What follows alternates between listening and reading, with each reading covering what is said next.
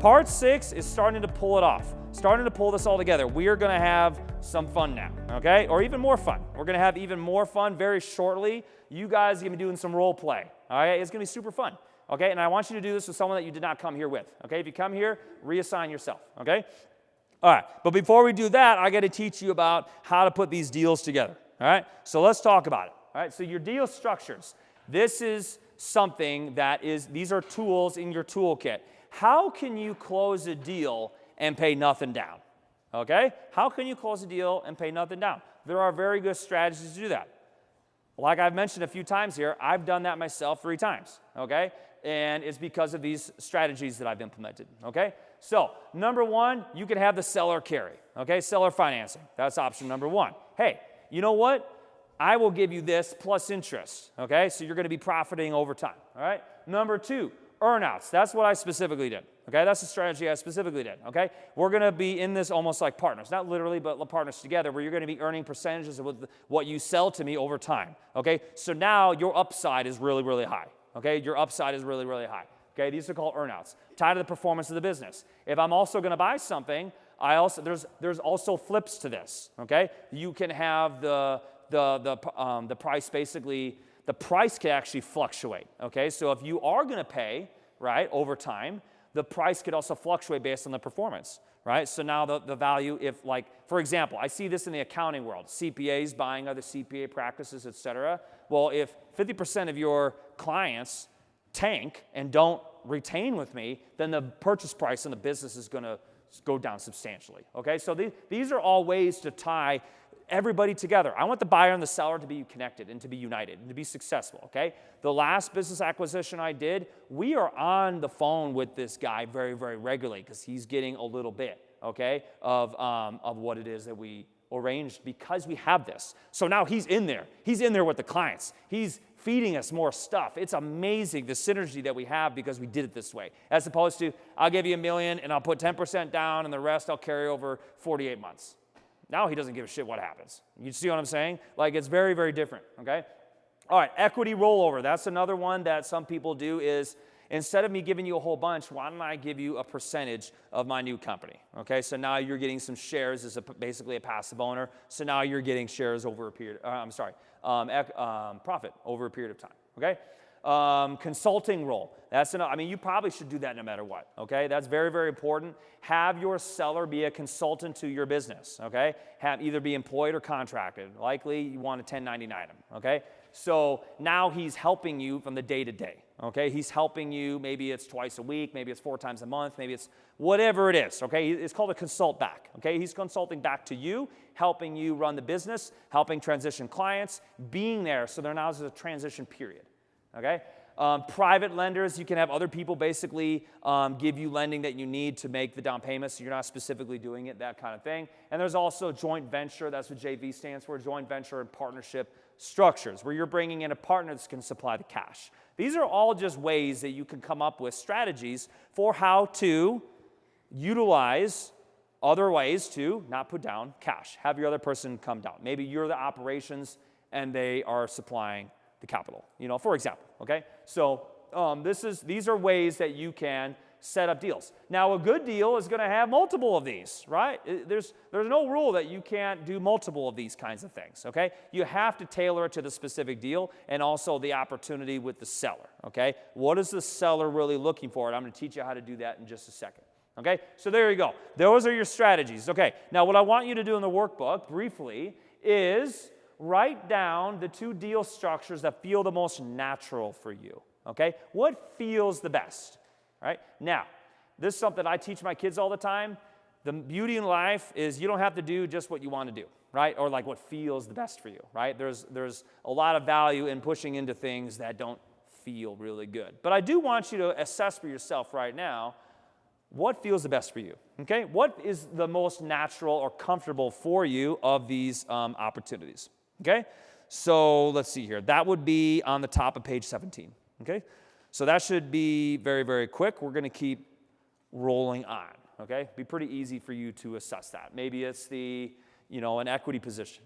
Maybe it's a partnership. Maybe you're like, okay, yes, I want to pursue a joint venture. right? And kind of pool resources and have someone supply capital that is needed. Maybe I have done a lot of seller financing in my day and that feels natural, perhaps, okay? So just kind of assess yourself there, okay? And then you can also look into what should I do, what should I learn more about, right? What should I look into a little bit more, that kind of thing, okay? If you feel totally strange to one model, really take stock of that because that's something that you should explore. If you're going into a fight or a negotiation with only 3 out of 6 or whatever, 50% of the strategies that are available to a more skilled negotiator, you're coming in shorthanded. You need to have all these tools available to yourself and understand them and how to leverage them, okay? And you guys are going to practice in just a couple minutes, okay, on each other, which is right now, okay? Okay, so what we're going to do now, all right, is we're going to go through a pretend example deal, okay? This should be fun, all right? So what you're negotiating for is an auto body shop, all right? So the auto body shop, and by the way, everybody here is going to be a buyer and a seller. You're going to have the opportunity to do both, all right? So understand this, okay? It's in your workbook. You can see the numbers, but you got a 1.2 million gross revenue, 250K profit. Here's the things that you need to understand. The seller is 62. The seller's biggest concerns are legacy and staff protection, okay? If you tell the seller, I'm going to gut your staff and I'm bringing a whole new team, you're probably not going to close a deal. And those of you that are role-playing as a seller, I need you to play this realistically. Like, you're going to cut my team? Screw you. Get the hell out of here. You know what I mean? That kind of thing, all right?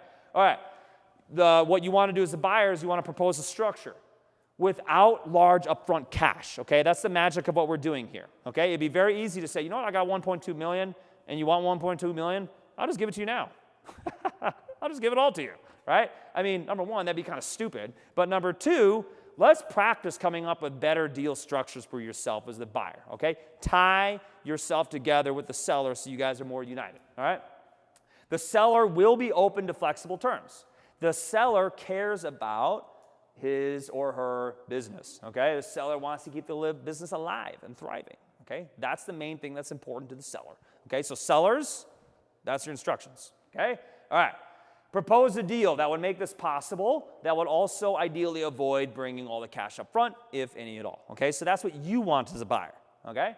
All right. So let me walk you through what you're wanting to do, okay? So first and foremost, all right, you want to look at, before we get to the actual role play, I want you to use the numbers that I just gave you to come up with like a mock presentation, okay? So you're looking at page 17 and 18, okay? So answer the questions there before we get to the role play, all right?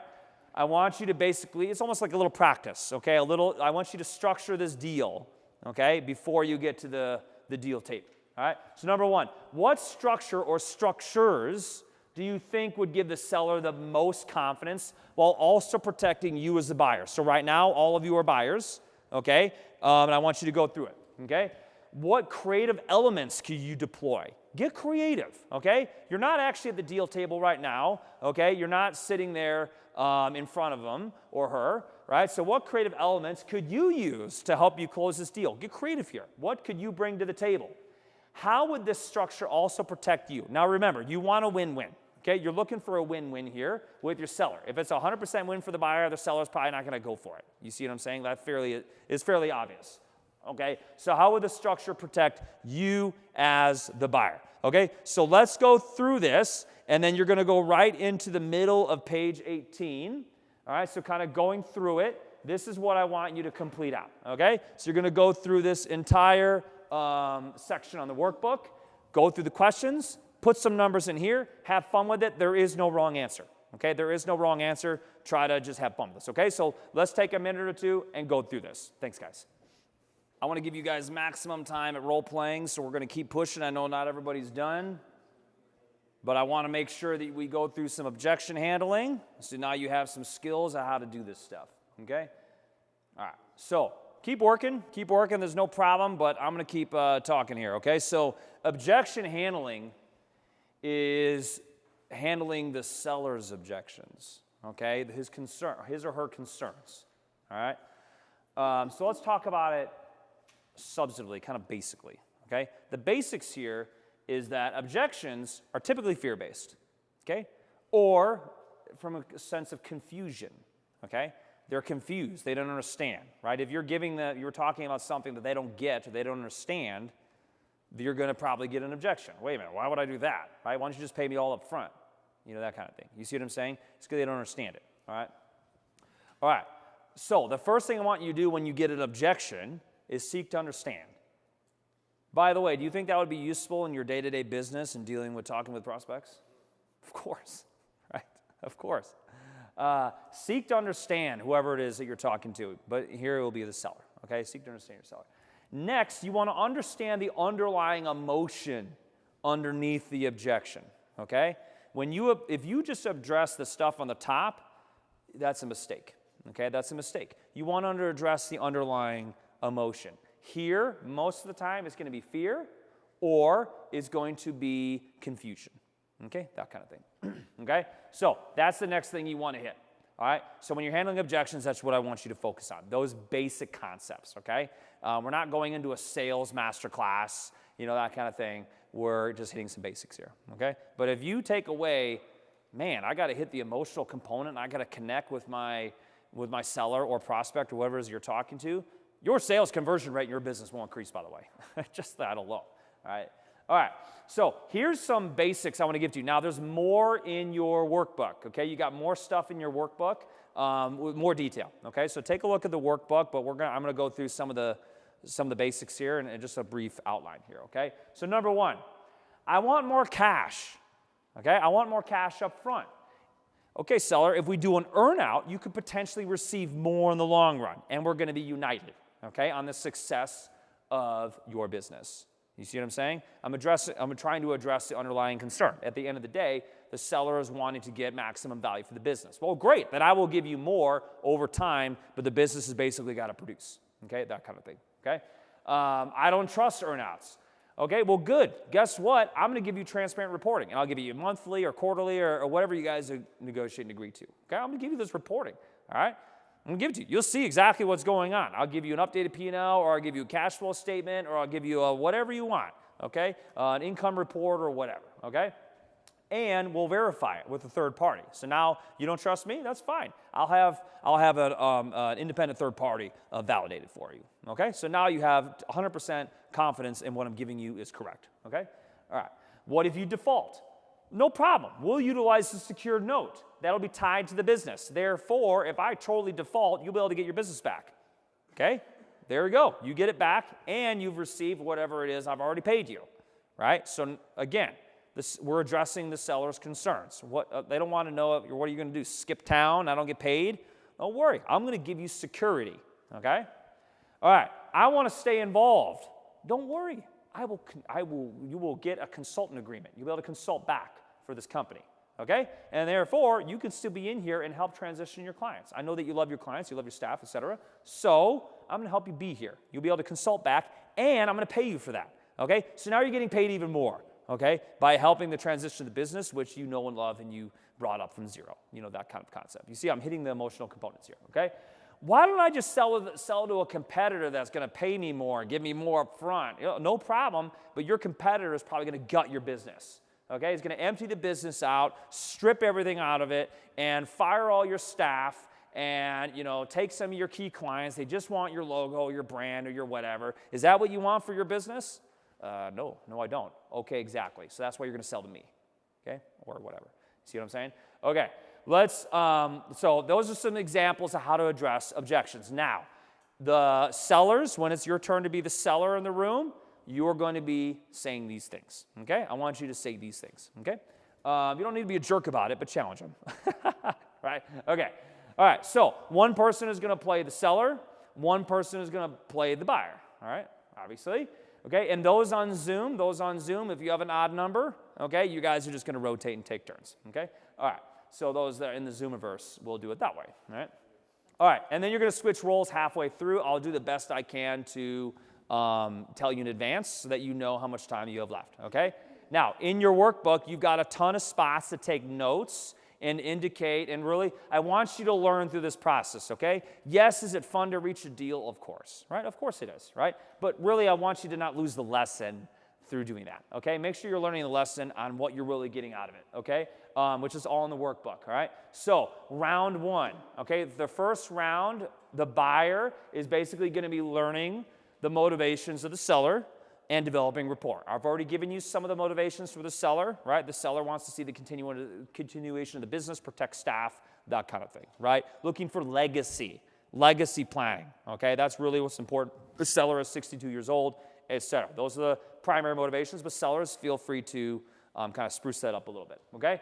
So that's the first portion of it, okay? The second portion of it, that's when you're going to start to propose things, okay? And obviously, extremely truncated, okay? In real life, you're not closing a deal in 5 minutes. If you do, that's pretty freaking impressive, okay? All right? Seller's going to do objections, and the buyer is going to respond, okay? And then what you're going to do is, buyers, I do want you to take notes and learn from this, okay? What answers really seem to work? Notice gaps that you want to improve, okay? All right, because I want to arm you with the tools to do this in real life, at least at a very basic level, okay? And then you're going to switch roles. You can take the notes at the end if you want during the debrief, but do try to take notes on this so that you can learn from this the best you can, okay?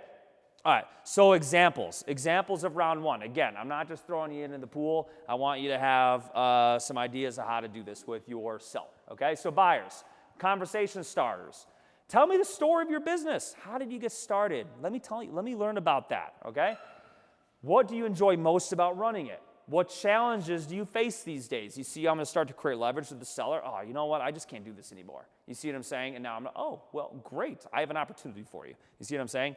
And then you're going to be listening in the first round, or the phase one, however you want to do it. And you can flow into phase one to phase two. It's completely okay? Don't be so rigid, all right? So you can absolutely do that. But you want to listen to motivations, the emotional component from the seller, because that's going to help make the deal. Just like for me, when I closed my bigger opportunity, okay, it was because the seller felt like I was going to take great care, or my wife and I were going to take great care of the staff and the clients, and our values were aligned, okay?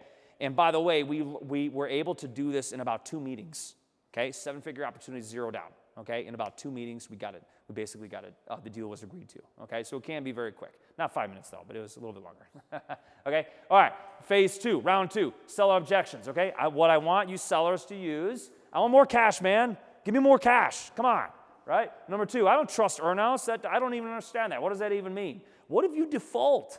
What am I going to do, right? Now I'm stuck with nothing. See what I'm saying? I want to stay involved, okay? I'm not just going to give you this. I want to be involved in this business, okay? I built this over 40 years, all right?